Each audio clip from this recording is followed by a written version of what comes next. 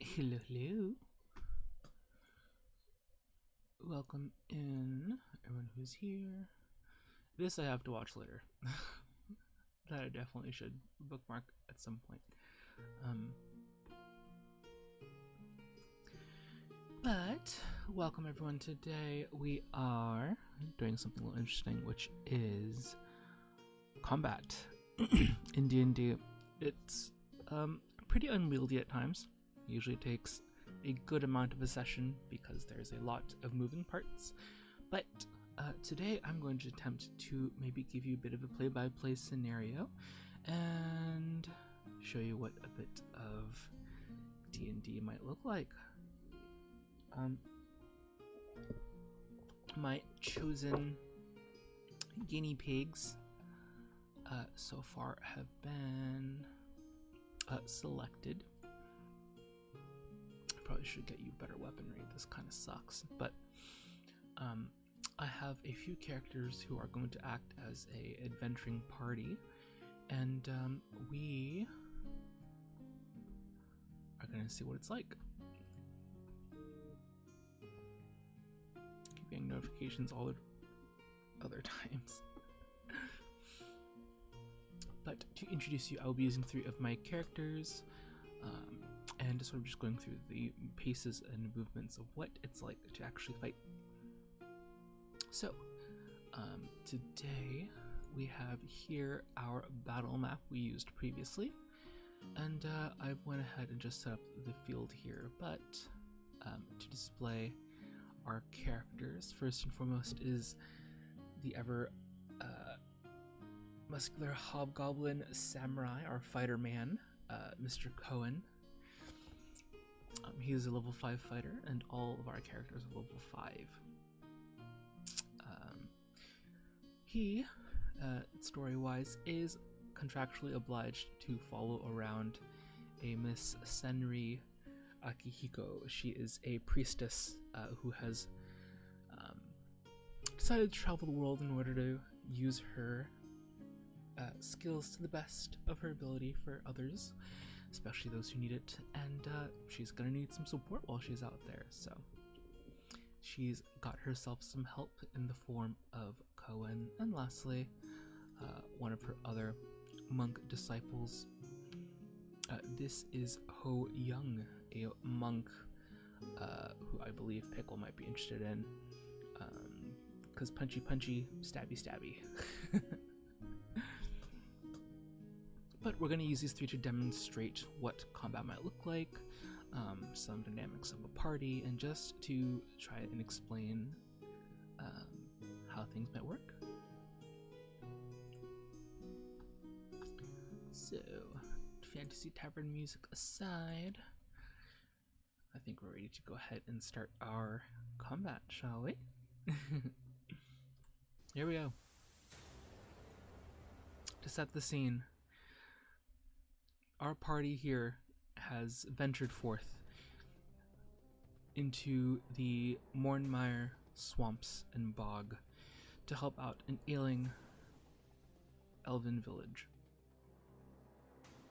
While they've been asked to help and heal those in need, suddenly a large war horn goes off. This low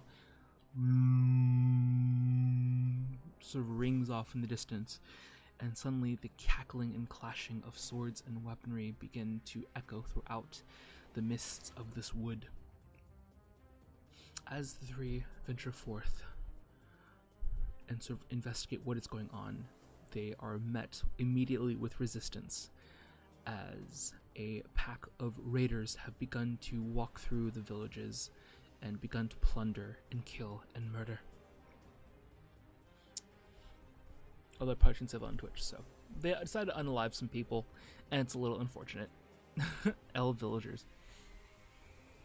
But as they step forth, they see that these raiders are not just ordinary bandits they might have seen before. No, these are a bit more bestial and feral in their appearance, and to the untrained eye, they would definitely seem human-like, but the immediate cackling of these enemies immediately signify that these are gnolls. And with a quick description here, they are raiders, hunters, these feral beastmen armed with whatever weaponry they can plunder and raid. And right now, they are cackling and drooling and ready to take whatever the elven village has to offer. In order to stand up to them, the three party members sort of walk forth. Cohen, readying his sword, sort of stands aside and begins to immediately address the ones closest to them, the one towards our west wing. Senri, as she looks around, can immediately see from the distance. I can hear the cackling of these hyena-like folk peering across a bridge towards the southeast. And Ho Young, immediately sort of leaping into action with his quarterstaff in hand, looks forth and upwards and immediately sees two more enemies approaching with spears and weapons in hand. I went ahead and marked each of these individuals. So those with our pink markers, little pink tokens, will be our party of adventurers, and our other enemies are all marked with red dots so we can see them clearly.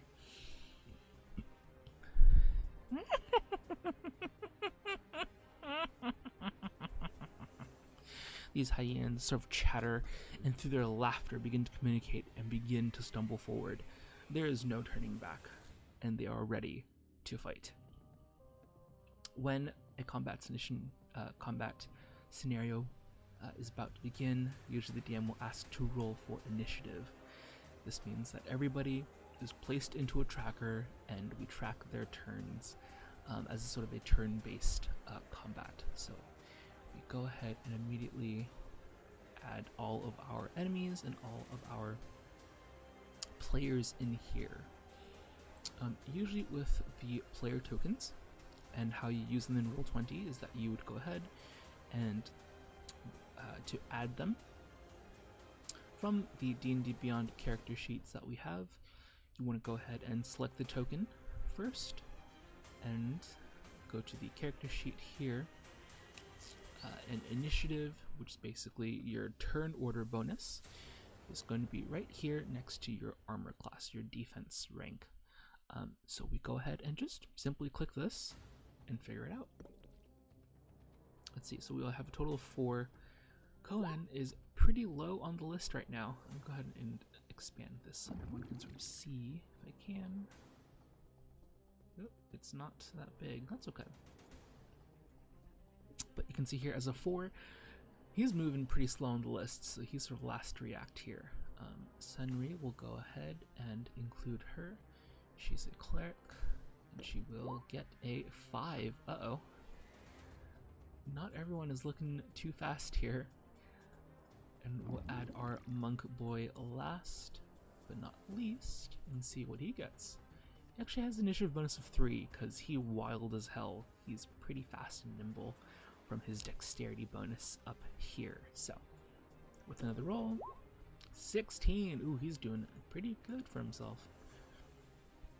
But we can't forget, not only does all of the players move, we also have our enemies who also need to roll. So let me go ahead, and usually if DMs are using tokens and items directly from the tabletop here in Roll20, all the stats are going to be pulled up with the tokens. So you can just go ahead here and just roll whatever.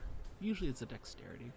We just go ahead and roll dexterity, and that should give us the number and order that he's in. So one of them is 12, and another one is 9. So we'll go ahead and put a 9 down. After that, let me go ahead and sort them out. And we're ready to start combat. So first it is Ho Young's turn. Our monk boy is swift and fast. Usually things to look at and note is, hey Roxy, we're doing some D&D. Ho Young immediately springs into action. His quarterstaff and his weaponry and fists are ready to go. If he had them, I forgot to add them. Let me go ahead and arm him up first, because he needs some stuff. Alrighty.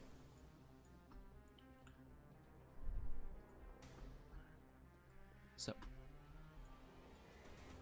from here, during your turn, there are some immediate things you need to pay attention to. One of which, obviously, is going to be your health in your health section. Your other option is movement, how far you can move during your turn. Each round, or each person's turn, is only 6 seconds in game, so things move really fast in combat usually. It's just the planning and everything else that in real life players actually have to manage and coordinate that takes the longer part of it. But with 40 feet of movement, Monk Boy is a Monk Boy, so he's moving fast as hell. We also have our armor class. This is going to be your defense score.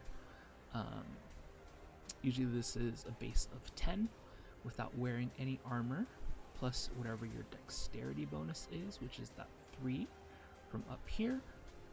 And lastly, we have a little bit of an extra bonus from just being a monk. Monks get just an extra bonus to their defense. And remember, you want to go ahead and look at your actions tab. These are all the things you can do during your turn when you're actually fighting. Everything that shows up in the actions tab is going to have to come from your inventory. So all of these checked items, these box items, means we are equipped, which means we have them ready to use in battle. Anyways, Ho Young is first to see what is going on here, and immediately with his 40 feet of movement, he will go ahead and move up to some of these enemies first, especially towards the north side. So let me go ahead and zoom in a little bit so you can see better here. All of our villagers are currently indoors. Immediately they sort of close up whatever they can. You can hear them sort of grabbing crates and chairs and borrowing whatever they can in order to protect themselves from these marauders. But Ho Young, our Monk Boy here, immediately leaps forward and up north. For anyone who is using Roll20 as well and doesn't know how to move, it's pretty simple. All you have to do is click and drag the all you have to do is just click and drag to where you want to go. But before you do, just make sure to hit Q. Okay, let me see here. I'm a little quiet. Okay, let me see if I can crank up here. I may have to crank up my sensitivity. One moment. Hopefully this is a little better, but let me see here. One moment.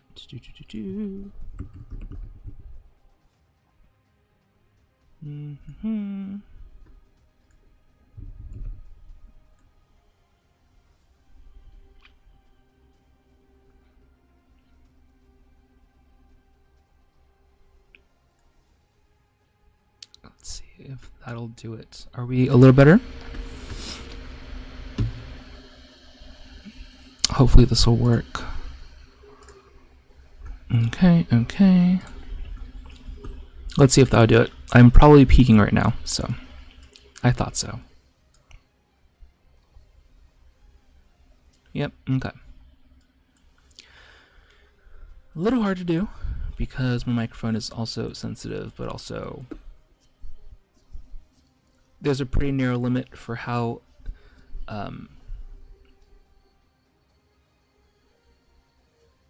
what's it called?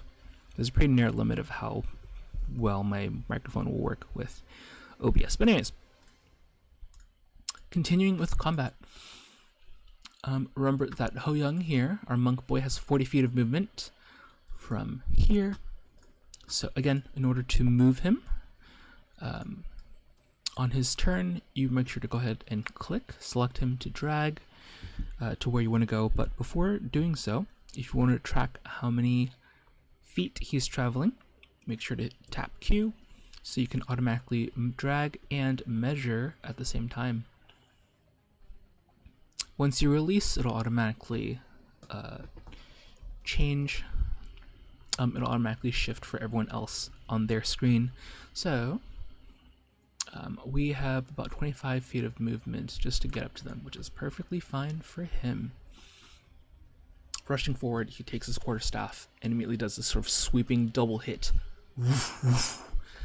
towards this first gnoll right above him, which means we need to go ahead and roll to see if he actually hits his target. So he's swinging with his quarterstaff, which means we'll go ahead and have to roll this in this little box first to hit. Don't know if he's Australian. Well, it's about 2 meters, so 40 by 2 meters.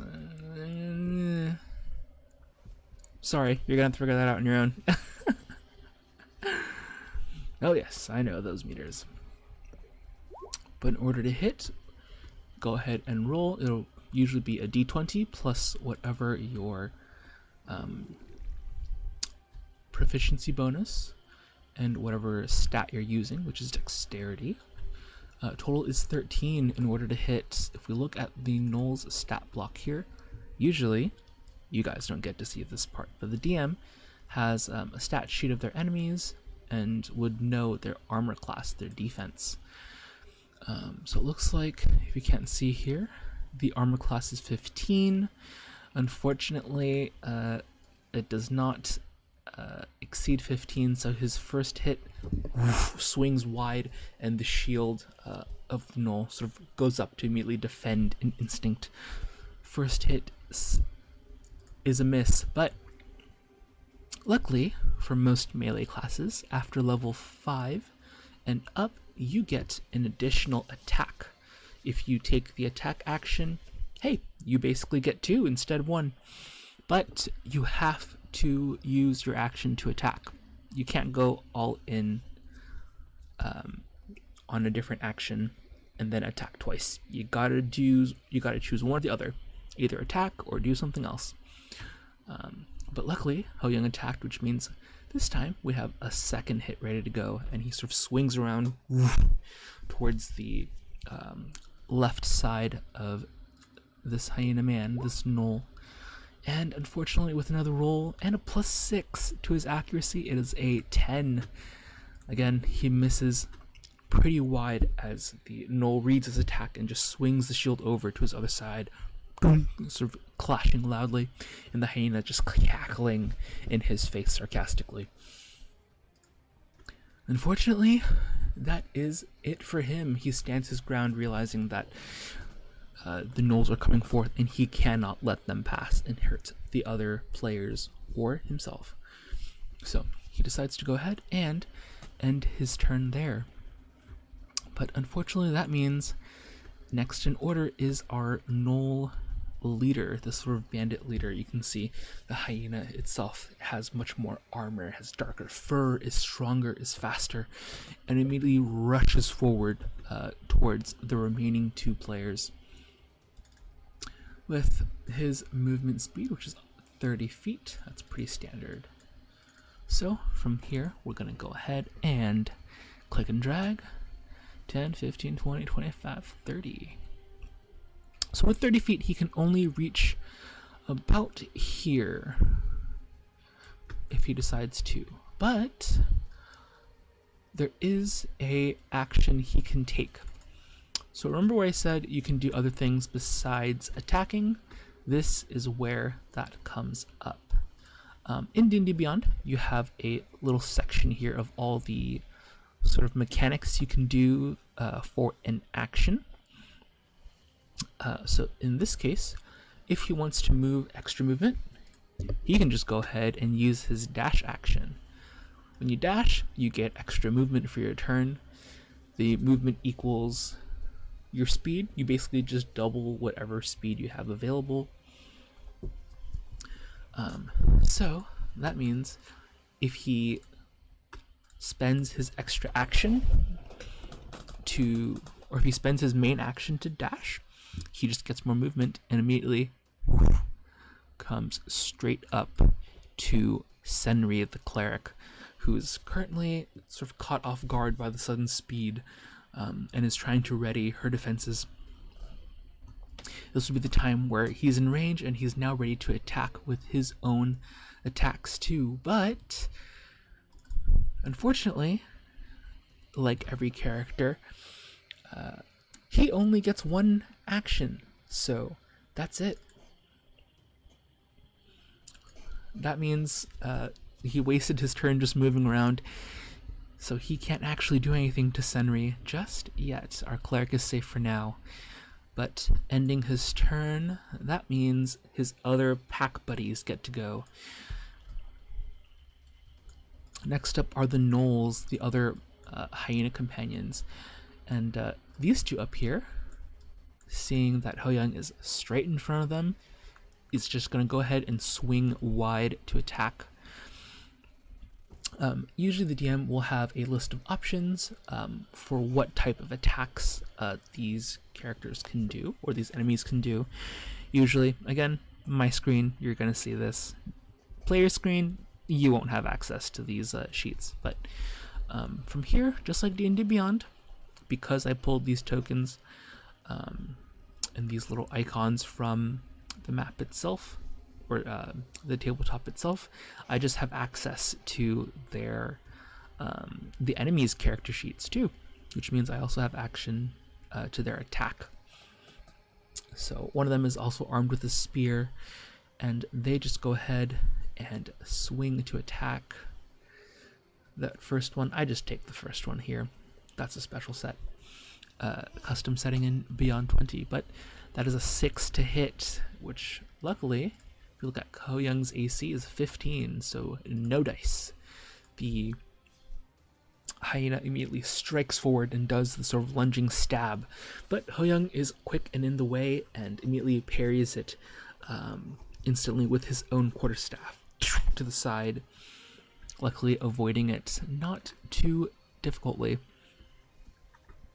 with too much problems. But usually in initiatives, your DM may decide to put every single individual token into the order. I don't like to do that because that takes way extra time, so I usually do it by waves.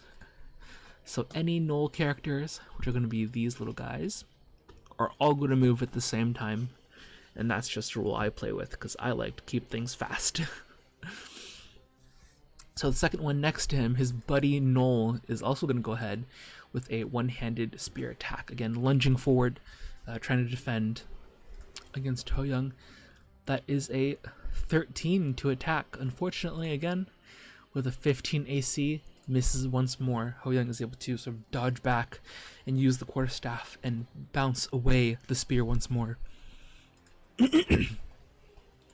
So after those two Gnolls' turns, there's actually two more down here.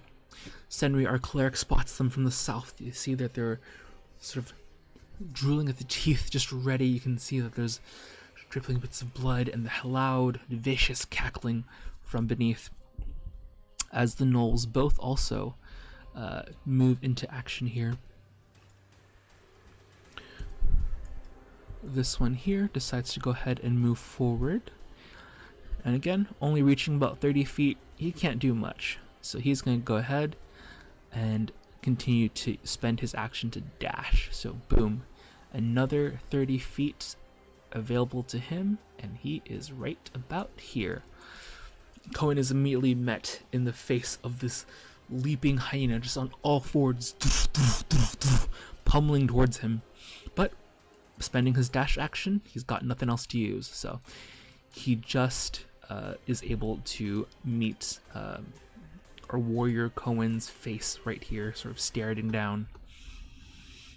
And this guy as well decides to charge forward into the fray, using his action to get that extra movement, and up and up and up and up, and he's probably going to go about 60 feet here to try and see what the hell is going on and who they're fighting. But that will turn us to the end of all the Gnolls' turns and brings us to Senri, our cleric. looking at Sunray, she's got some different options than everyone else because she has magic. And from here we can go ahead and take a look and see from her spells list all of her available spells. Her spells are separated by strength, essentially. How much magic it's going to cast, or how much magic it takes to cast a certain amount of spells. And she only has a certain amount of resources for it. Again, spellcasting, usually a little difficult.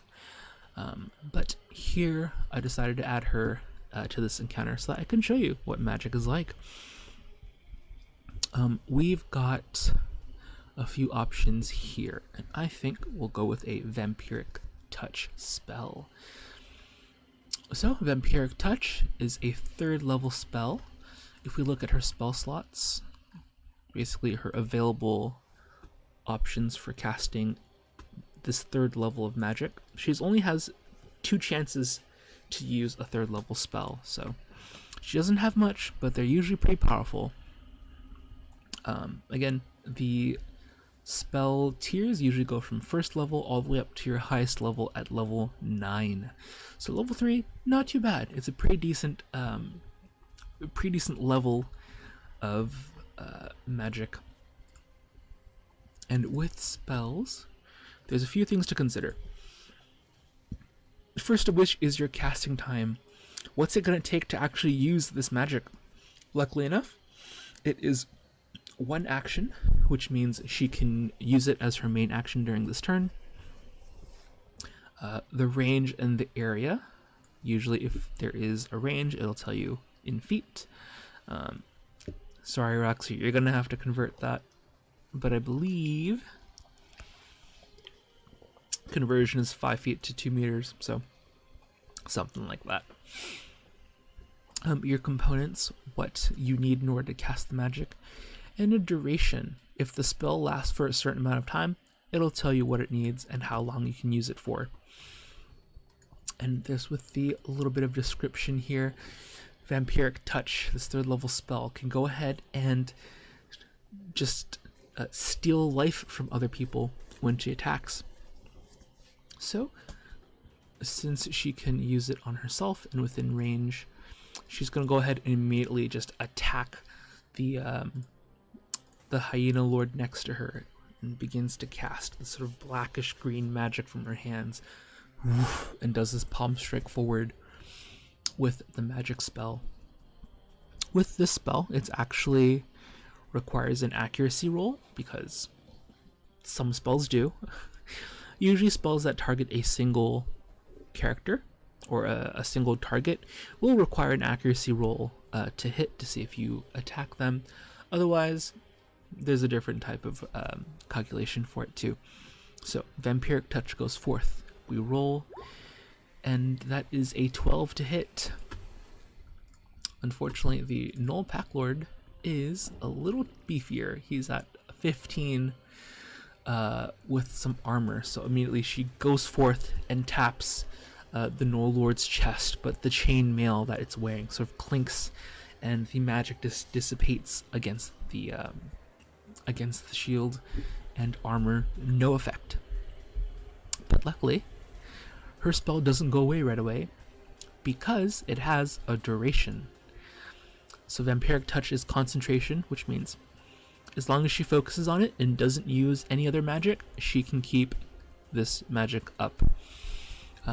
But it lasts for 1 minute, so she can just keep reusing it whenever her turn comes back. So remember, each turn it lasts up to 6 seconds, so 1 minute is 10 whole rounds of combat, so 10 chances you can use the spell. Unfortunately, with spells, they're not the same as actions. Casting a spell is its own action, so it's the only one thing she can do, and because she cast it, she has to check one of these boxes. So she only has one more chance, one more 3rd level spell she can use left.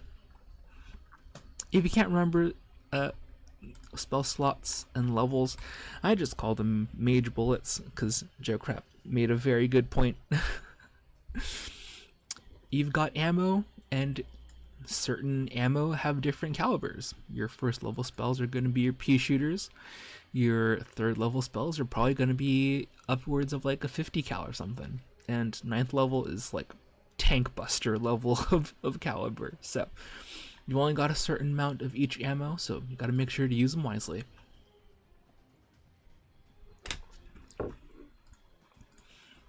But that's all she's got. And even though she has a movement speed, she's got 30 feet, she can still move. That's something you can do separately from an action. So during your turn, you have the option to move, to use an action, to use a bonus action, and to interact with an item in the world. Like, let's say if there was a torch nearby, she could go ahead and pick that up. If she wanted to drop something or throw something away, she could go ahead and do that. That's basically a free thing she can just do on her turn. And with those 4 types of steps you can do during your turn, you can do them in any order. She can go ahead and move first or move later, doesn't matter. But considering where she is and how close she is to the village chief's hut, you can see that they're barely able to corral. The door's closed. She's not going to risk it, and she's going to stay there to protect the villagers. So her turn will end there. But now we move on to her warrior escort. The hobgoblin Cohen sort of readies his katana in this lowered stance. Immediately he swings forth, and luckily, because he's attacking, he gets 2 attacks, 2 chances to strike. He unwields his katana, his long sword. First attack. 16. Let's see if that hits the gnoll in front of him. With an armor class of 15, yes, that'll hit, which means he's going to finally land some damage on him. Once you land a hit in D&D Beyond, you just click the damage tokens here. He's using one hand, so he's just gonna go roll a 1d8. So he deals 11 points of damage immediately to this hyena. With tokens, you can immediately sort of deduct health points directly from the token, but if not, you can go ahead and always just keep track of damage. The DM usually keeps track of the damage and doesn't tell you until you're about to kill them. But don't worry, Cohen's turn isn't over because he's got that second attack. So the sword slashes through and cuts easily through the chainmail, and leaving this thick gouge into his chest. Blood begins to pour forth, but swings around for an overhead strike. Second attack. Ooh, a 12. Hyena's too fast and raises the shield to block it and parry it away, slamming it into the ground next to him, unable to land the killing blow. That's alright. A lot of the times you want to go ahead and use as many chances as you can get to kill them, but strategy is all part of the game too, right? Other than that, Cohen is going to stay there and keep his turn for now, or end his turn. So we're back at top of the round. So 1 round means 6 seconds, or 1 turn has passed for everybody. We're now into the second round, and this is 12 seconds into combat. Ho Young continuing to stand down between these 2 gnolls, frustratingly begins to strike twice once more, again at this top gnoll. So let's roll and see what he's got next. Quarterstaff. Ooh, natural 1. Does not make it. Swings forth, swings, and hits nothing but the shoulder with a dull thud. Second attack, let's hope something happens. Ooh, unlucky again with the 10. That doesn't beat a 15, and he tries to swing up, but the gnoll actually catches it and tosses the quarterstaff aside. He's not doing so great up there with his rolls, but that's the name of the game, right? He could decide to move away if he wants to. This is the time, again, where you can take any order of actions in any order you like. In this case, I feel like he may want to keep them away. So Cohen sort of, or Ho Young sort of stands his ground, grits his teeth, and instead of relying on his quarterstaff, uses his action, or free action, to go ahead and stash away his bow. So now he's just fisticuffing it, and he's getting a little more serious with this fight. But instead of moving or using any of his actions, he's going to go ahead and end his turn, which means the bandit leader is back up and is right next to Sunry. Hopefully she won't go down, but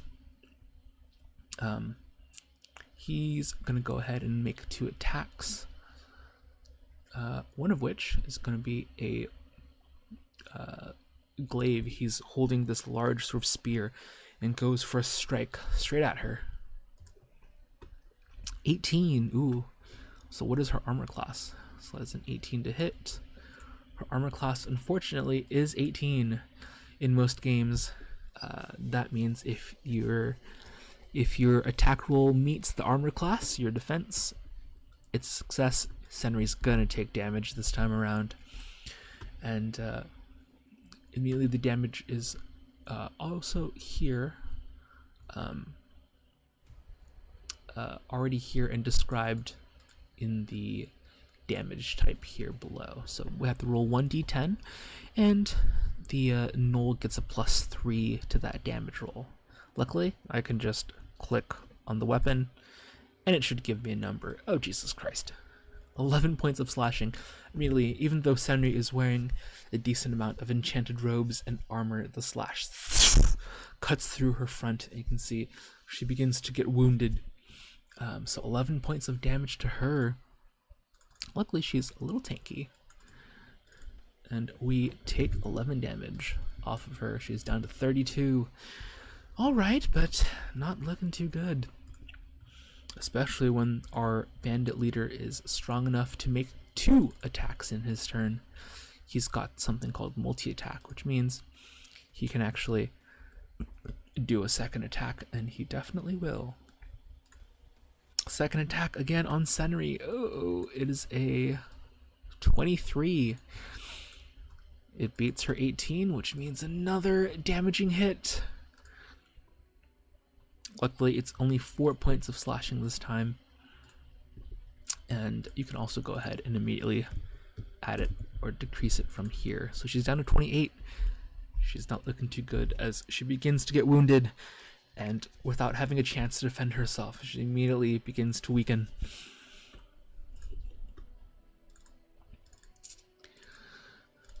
From there, you can see that the hyena sort of begins to drip and drool, seeing that his prey is about ready to go down. He continues to push the advantage on her and passes his turn as the other gnolls take their turns to stab up as well.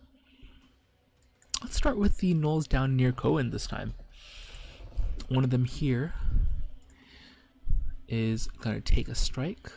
These regular gnolls are going to take 1 spear attack to Cohen. That is a 22 to hit. Unfortunately, Cohen is actually not as well defended as everyone else. So with 13, he's taking damage. That's a hit. Let's see how much damage this is. 6 points of piercing. Cohen immediately takes a stab to the shoulder and just begins to draw blood. Not before this gnoll ends its turn, and the second gnoll decides to move up as well. Using his movement, begins to move around only about 15 feet and gets behind Cohen, directly between 2 hyenas. When either of these gnolls here or here attack, they've now got something called advantage. So if we use our ruler and measure through from one of the gnolls to the other gnoll, one of their allies, if the arrow crosses directly through someone else's token or another player's space, they've basically got something called advantage, which means if you see where the attacks have been rolling twice, you see there's a 23 and a 14, there's a 22 and a 7. Advantage basically says when this creature attacks and has advantage, if it rolls twice, they can just choose the higher number, and a lot of the times that's pretty bad. So this hyena will go for a one-handed attack. And you got a 21 and a 10. So either way, that 21 is gonna hit. That's another, let's see how much damage. Boom, 7 points. Cohen immediately taking another hit from behind. The pain reeling him from the back as the sort of slashing cuts deep. He's doing all right as he sort of stands and uses his sword and scabbard to keep himself upright, but it's looking a little tough for him, especially sandwiched between two people, or sandwiched between two hyenas. Luckily, that's the end of its turn, though, and we move back to Senri. The sound effects. I mean, you have to. There's no. I mean, I don't have a sound effects board. I definitely should invest in one. I think it'd be pretty cool. I'm gonna need some tier 3 subs for that, though. Now back to the cleric's turn. Senri seeing that now 2 hyenas are on her ass. She's got to make a choice, and she will go ahead and use that vampiric touch spell that we used before. Now remember, vampiric touch has a duration, so for the next 10 turns, she can just keep using it on her turn. And we'll go ahead and turn around to tap the attacking gnoll now south of her here. And luckily, remember what we just said about advantage? If we draw a line through Senri to Cohen, look who's right in between them. Remember, if it draws a clear line through, the attacker gets advantage, which means she can roll twice and choose a bigger number. The first roll is an 8, unfortunately, but second one is an 11. She is doing bad as she tries to go ahead and put forth this vampiric power and try and steal some health back. She is unable to clasp on as the gnoll notices from behind and sort of dodges out of the way of her hand. But that's all she's got, as again, she used a spell this time around to attack, so she can't use any other action she has available. But she does have an option to try and get out of this mess too. She can try go ahead and leave, or if you notice in turn order, her companion Cohen is next. And Cohen, being in a line, has advantage, could go ahead and just attack back on the one in between them. And I think Senri is going to do just that. She sort of stays in put, readying herself for whoever is trying to approach her. But Cohen is up next. He wheels around, takes another swinging strike at our gnoll here in the middle. This gets advantage, which means you can roll 2 dice and take the higher number. First one is a 17, and second one is a 15. Luckily, both those numbers pass the 15 AC of the gnoll, so we're dealing some damage this turn around. Let's see here. And you only roll 1 because it's 1 attack. Ooh, 9 points of damage, immediately swinging upwards and catching the gnoll off guard. A slash goes from across the torso, wounding, sort of yelping, causing the hyena to take some damage here. We take off 9 points. I hate doing math. I forget that D&D makes you do math. So, 9 points. This brings it down to 20, which brings us down to 13. He's not looking too great, as this long gash spurts blood. The hyena is wounded by the first strike, but remember, Cohen's got 2, so he can swing again. at advantage again because Senri is still supporting. Or Senri is still giving him advantage. That's a 25 and a 23 to hit. Either way, he's doing extra damage. So another slash. And that brings us to 10 points of slashing damage. This Gnoll is on death's door as the second hit cleaves into his other shoulder. And sort of yelping in this grievous pain. The Gnoll goes down on one knee and is about to pass out and die. If only Cohen could clinch it. And luckily, he can. His class as a fighter actually gives him one extra action. You can see here Action Surge is a special feature he gets. And if we tick that, that means he gets one extra action. And because he gets 2 actions, or 2 attacks per action, he could just keep going and wailing on this dude. Sort of slashing twice, sort of repositioning himself. He goes for another final cut forth to the one in between him. Again, at advantage. As a 25 and a 12. So we'll take that 25. And that means this Gnoll's about to eat it. As he takes another 4 points of slashing. It is just enough points to drop him to 0 with a final cut. Slashes across the neck and the Gnoll immediately is cold dead.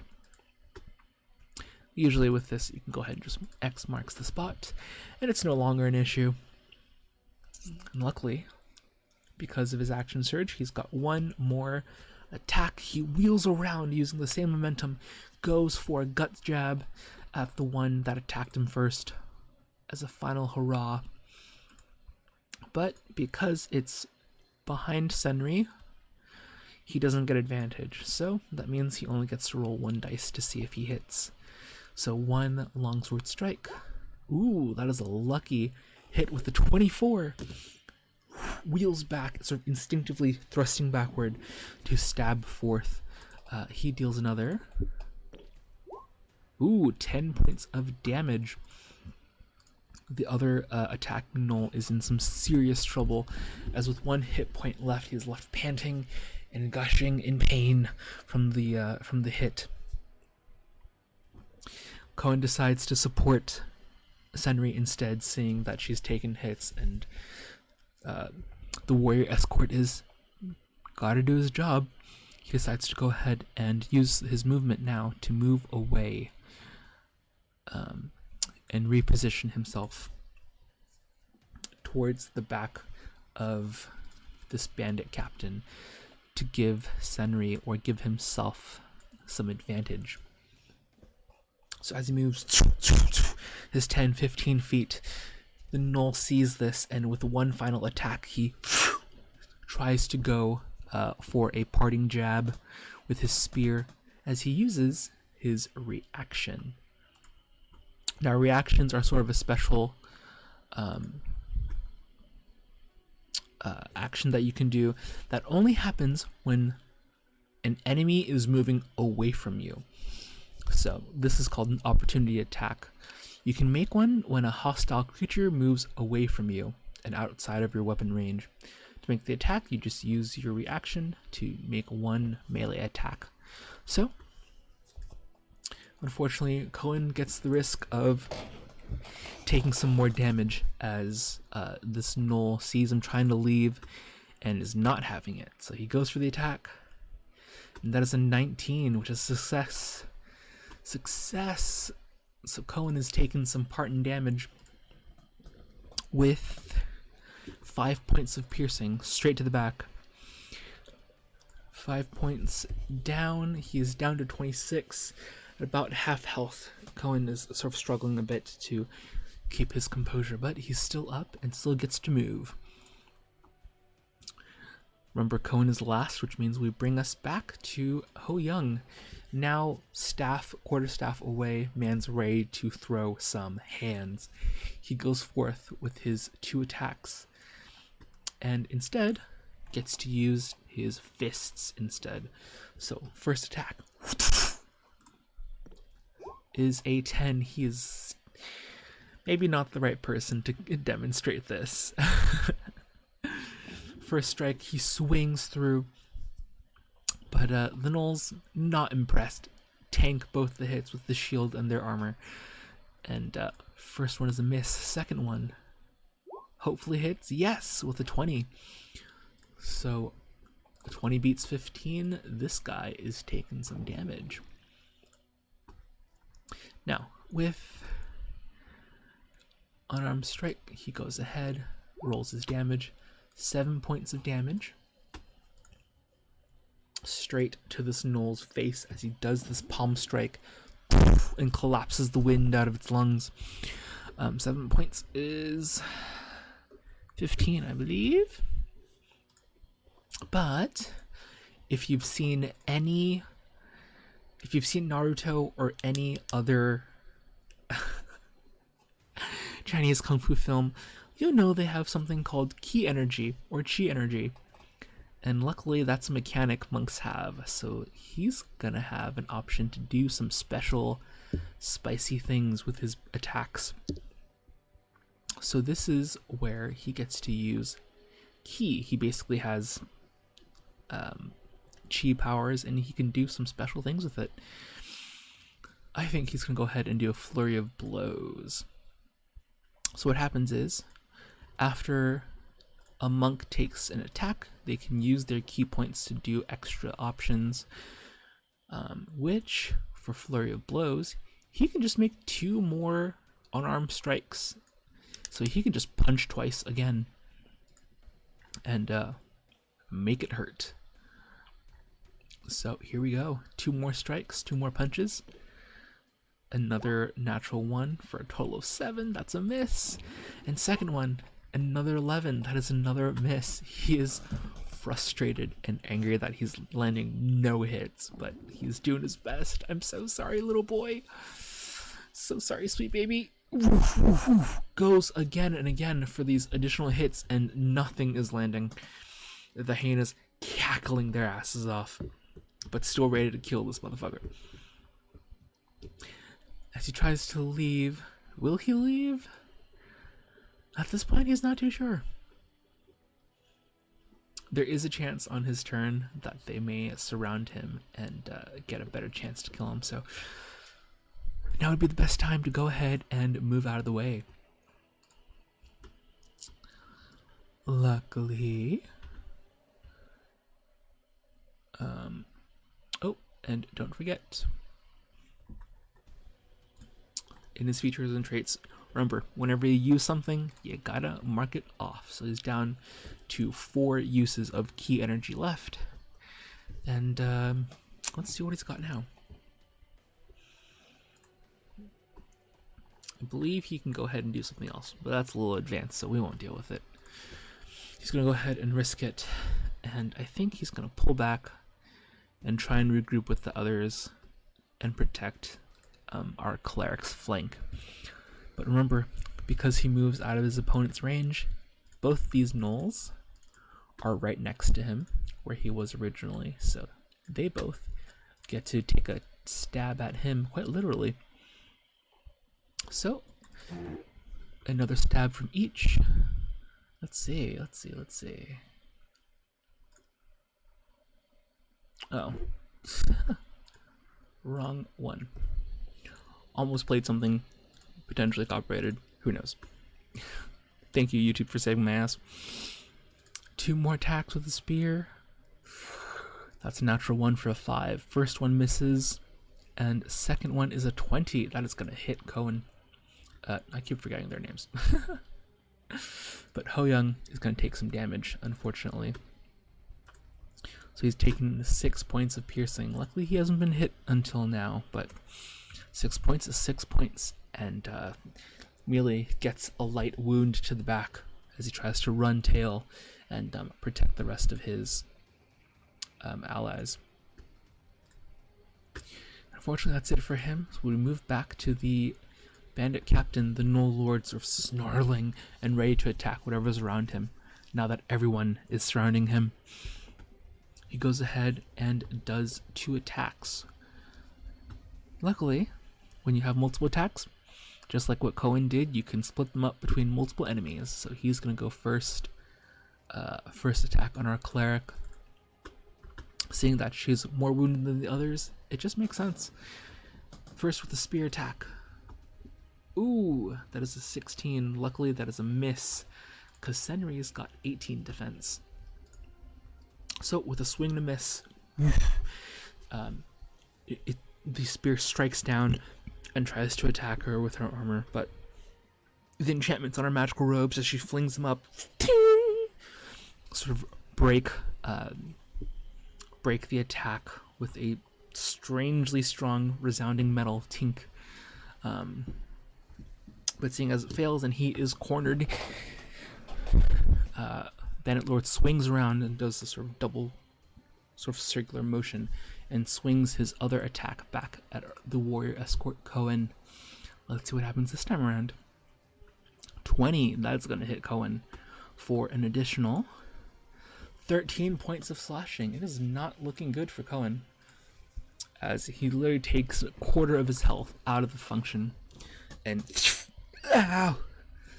Cohen drops to another knee and is bleeding severely from his sides as the glaive catches him off guard. But looking at the Gnoll Lord, he's got a chance to move around. Unfortunately, he's right next to everybody, which means if he moves more than 5 feet away, everyone's got a chance to hit him. So he's going to go ahead and take his chances, because he's looking nice and healthy for himself. He's staying right where he is. The other Gnolls, seeing that they're ganging up on their leader, begin to snarl and sort of war cry forward, and all move forward to try and take attacks and defend their leader. This one immediately moves forward. They're almost full 30 feet, does an attack on the escaping monk with a spear, slashes forth. That's a 6, and with no advantage because no one is directly across from Ho Young. Narrowly avoids it by ducking his head below. The other one moves forward as well, sort of taking the chance to run through 20 feet, 25, 30 feet. Taking it the other way around, he dodges past his other Gnoll ally and makes face to face with Cohen with another spear jab right at him. Ooh, with an 18, that is a success. With another 5 points. Our escort is not looking good. With 8 hit points left, he is panting. His vision begins to blur, and he is trying so hard to keep his focus. But he's not looking too good. And the final Gnoll, seeing that the original warrior is wounded, so begins to crawl his way upward. And immediately tries to go and take out at least one of them. By focusing on Cohen, he readies his spear, clutching his side, and swinging forth with a hopeful attack. And at advantage, because they're right across from each other. His ally is right across, which means Cohen lucks out. He does not die today in this moment, as with a 7 as the highest roll, he's narrowly avoids it. He knows someone's coming after him, sort of kicks his scabbard up and barely blocks the spear out of the way. All of the Gnolls have made their turns, which means it's back to our cleric. Our cleric, seeing that her friend is in need, she's got to do something, and luckily she's got healing options available. Looking through her spells, she's got a few options, but I think what she wants to use excuse me, is going to be Healing Word. Healing Word is a healing spell with 1 bonus action, Now, we haven't talked about bonus actions just yet, but bonus actions, again, are one of the available types of things you can do during your turn. Bonus actions I like to think of as like your extra combo move that you can do during your turn. With a range of 60 feet, if we check her range with the ruler, Cohen is well within the range, so she can go ahead and use this spell on him. And the duration, instantaneous. It happens right away.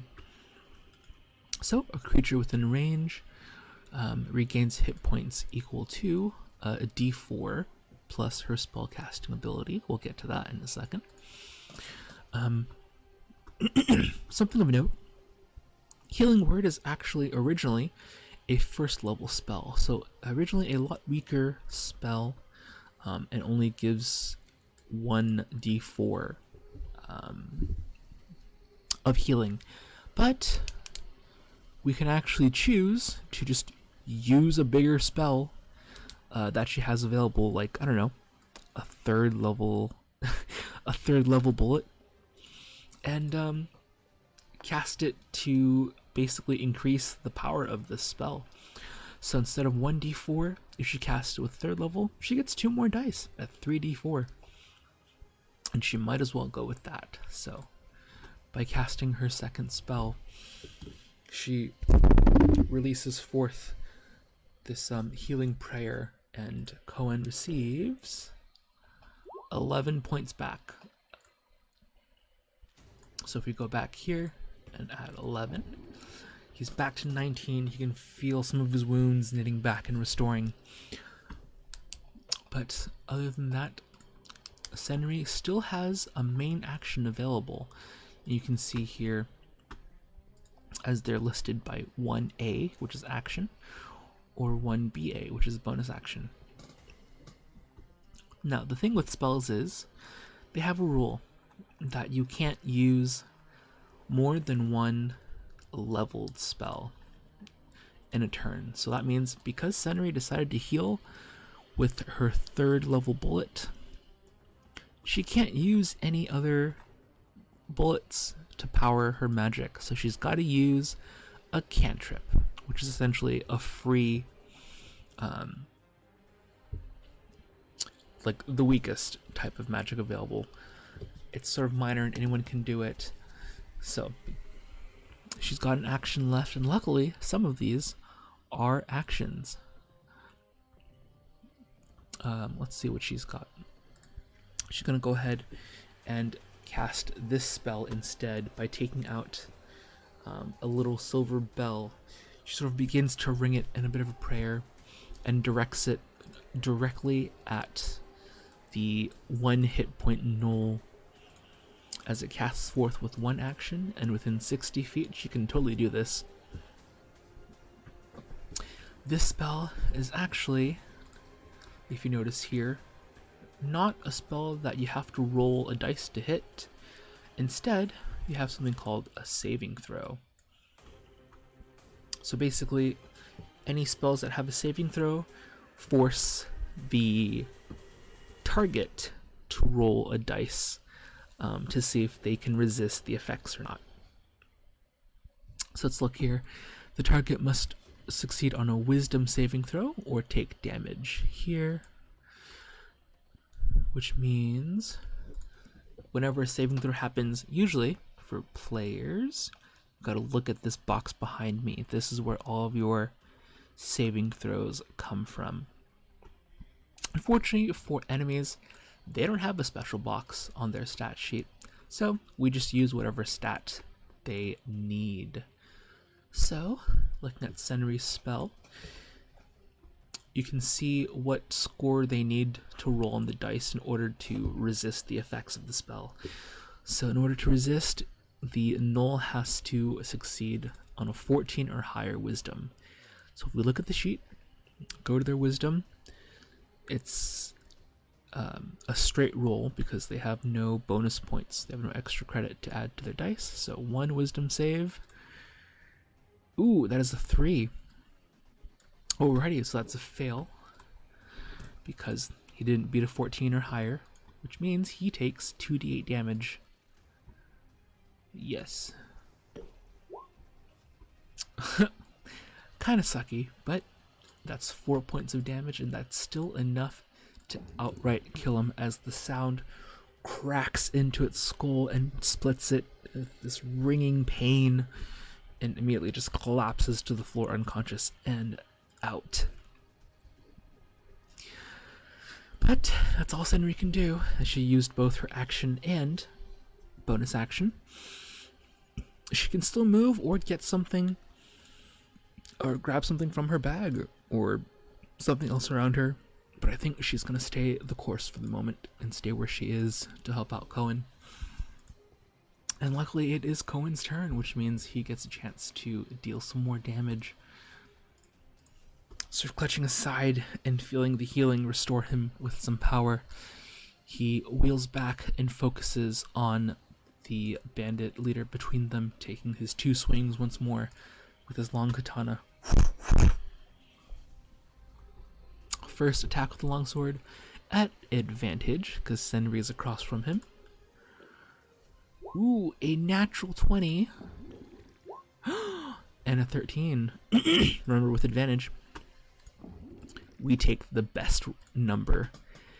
And something called the natural 20 just happened. When you roll a 20, this usually depends for multiple dungeon masters. Their rules on how a natural 20 is different.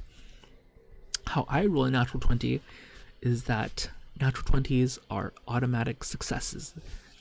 That means if you roll a 20 on the dice, it's the damage is going to apply no matter what. It's a critical hit. They're going to deal damage. And usually, when you deal a critical hit, instead of rolling just 1 dice, you actually double the amount of damage dice you get. So instead of a 1d8, he's actually going to get a 2d8 instead. And luckily, we've already got that rolled here thanks to roll 20. So immediately with this critical hit, he finds a flaw in the second distraction for a moment that Senri is casting, and sort of plunges through to his back, dealing 13 whole points of damage to this gnoll. So he's finally taken some damage. So we're going to subtract 13 off of that, which makes it 36. And luckily, that's only his first attack. He still has one more. Instead of focusing on the gnoll, he's going to take the bandit captain. He swings out. Ooh, cut over my camera there. Pulls out his sword and swings upward to try and get the other one in front of him as well. This one without advantage, because Senri is not across from him. So just one, that's a 23. It still beats 15. So that's still another 7 points of damage to this one above. Not looking good for this gnoll too. As 7 points brings us down to 8. They're not looking good, but neither is the players. Hopefully they're able to pull out of it in the end. Once Cohen's turn ends, we're top of the round, back to our monk boy Ho Young, who's been having a difficult go at it for now. But looking at his options, he's going to go ahead and take his 2 strikes and to straight up punch the one above him with the first strike. Dirty 20. That works. That's a success for 7 points of damage. Immediately he wheels around trying to focus and finally lands a cracking thud. You can hear some of the ribs bruising and damaging between the gnoll in front of him. So that is, let me see here, 7 points. So we're down to 15, but remember, he's got another attack right after. Second attack. Boom, a 22. Another success for 6 more points of damage. Man is going crazy, just pum pum pum pum pum, crashing into the body of this gnoll without any chance to retaliate. So another 6 points down, I believe. Yeah. which brings us down to 9. And luckily, Young's got more energy in him because he's got more key points left, which means if he spends more of his energy, he can do another flurry of blows and do 2 more attacks. Again, once more, swinging twice, he goes for the knoll above him. But the 24, he's finally making his way up with another 9 points of damage. And that is just enough as he does this flurry of strikes, and the final crack from underneath the chin, he does a strong uppercut and breaks through and lands the hyena not a few feet away, just unconscious on the ground. But that was only one of his attacks. Immediately he spins around, seeing the hyena lord still in front of him, pounding down on Senri. He goes for a final swing and a kick. Let's see if he lands this one too. Whoa, that is a natural 20. That is a natural 20. He rolled a 20 plus 6. That is a 26. Ooh, he's doing crazy. Which means this time around he does 2d6 worth of damage instead. So we're just going to add this together. And that's a 5. Unfortunately, the bonus he gets is applied twice, so I'm just going to roll an additional dice here so we don't add that extra bonus. So 4 plus 5 is 9 points total on this dude. So 9 points out of 36 is 25. Immediately a healthy thud into the side of this bandit captain's thigh sort of immediately forces him to one knee, but he's still up, he's still fighting. He sees that everyone is now a threat to him. But other than that, Ho Young is done for his turn, which leads it to the bandit lord. He sees everyone's in trouble. He takes a moment to focus away from Senri and turn behind him, and with an upward cut swings down on Cohen himself. And with 2 attacks, let's hope it's not critical. With the first attack, it's 6. Luckily, Cohen sees this from above and uses his sword to parry away. But the back of the glaive swings around as he sort of hits him with the butt of the glaive, and that unfortunately is a success. Out of 21, it catches Cohen off guard for 8 points of slashing as it tears through his side and leg. Another 8 points down. He is back down to 11 points. Man is not looking good.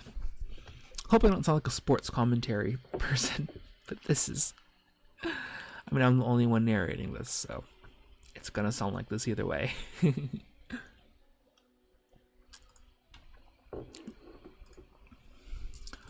Other than that, the Knoll Lord is not liking where he is. He's going to take his chances and move away to try and get away from everybody here. About 20, 30 feet there. Luckily, as he moves, everyone gets a chance to attack him because they're moving out of his range. So, luckily, because he moved out more than 5 feet away from everybody, everyone gets a chance to use their reaction and opportunity attack. Each of them, one attack each. Cohen tries to swing with his longsword at advantage because Senri was across from him at the time. Ooh, with 2 10s, it's no bueno. So Cohen doesn't land a hit. Maybe Ho Young does too. With a 15, that'll hit. For 6 points as he cracks into his lower back. The Knoll yelps, but is still able to move away with only 6 points of damage. Ooh. There we go. Oops.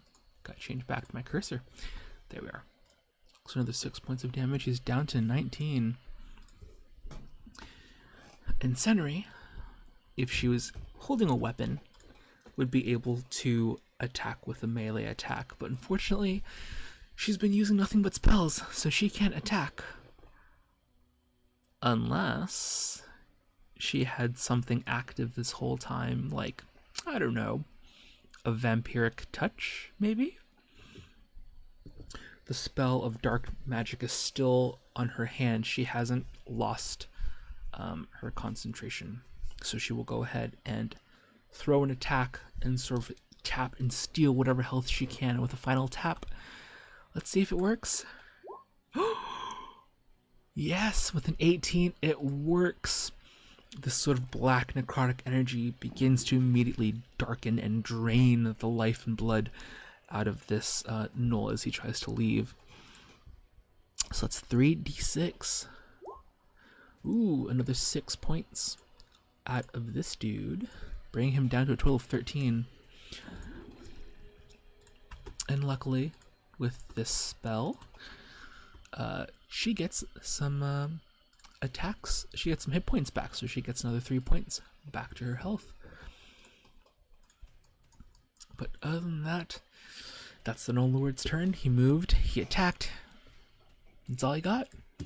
Back to the one remaining Gnoll left. He sees that he's in a bit of a pinch, but Cohen is right in front of him, and he's going to try and take the killing blow on Cohen. He goes ahead, swings a spear, and with a 5, it is a miss. He's unable to let it. He's unable to do that killing strike, and Cohen's armor barely deflects it, and it's a miss for him. Seeing he's outmatched and now he's the one surrounded, the hyena gnarls and snarls at everyone and will try to run away and regroup with his leader. Let's see here if he's able to make it away and out of the way. Moving his full 30 feet of movement, he's able to move away. But again, he moved out of Cohen's range, which means usually he'd be able to make a final strike and maybe take out this Gnoll before he leaves. Unfortunately, you can only do one reaction per round, and because the round isn't finished yet, he already used it, so he has no chance to counterattack and lets him escape away.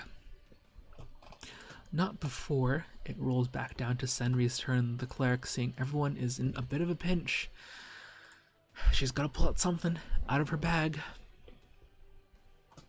And seeing that they're far away, exactly where she wants them, she goes ahead and, looking through her spell list, what does she got? What does she got?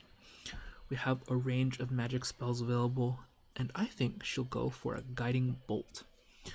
She takes out an amulet and begins to cast this glowing blue magic, and with a shout she springs it forth. It has 120-foot range, so that easily clears and can hit any one of these creatures. And I think she is gonna go for the Gnoll Lord that's been bugging her all frigging session. So with that, she makes an attack. She aims forth, and with the 24, it is a success. The Arc of Light sears through him with 4d6 worth of damage. With 13, is that enough? Is that enough? Magic numbers for the win. It is just enough to take out this hyena lord as the smoking and searing of flesh and armor begins to crawl across the hyena. Pains and yelps and screams emit from this bandit before it just sunders and collapses to the ground in a smolder of ash and fire, leaving him nice and crispy. But that's Senri's main action. She cast a spell, and she uses a spell slot for it. She's not going to risk it. She doesn't want to get close anymore. I think she's going to call it there and stay the course. But Cohen, not going to risk it. Man's too invested. He wants to get rid of these damn dogs. He's gonna go ahead and cross over his most recent kill. Sorry, buddy. Running through a full 20 feet, and with a final leap, jumping in the air, he goes for a slash. Hopefully enough to deal the killing blow. Ooh, with a dirty 20, it hits for... Ooh, 6 points, so close. As the Gnoll strikes down, or as Cohen's sword strikes down, it cleaves through part of his shoulder. Blood is spilling, he's injured, he's severely weakened. But luckily, Cohen's got one last strike to seal the deal. Can he do it? With a final longsword hit. Ooh, it's a 24. That hits for 10 points of damage. With an upwards swing, he cuts up and cleanly takes out this gnoll, leaving him and everyone else in the village healthy and alive. And that, my friends, is what combat looks like in D&D.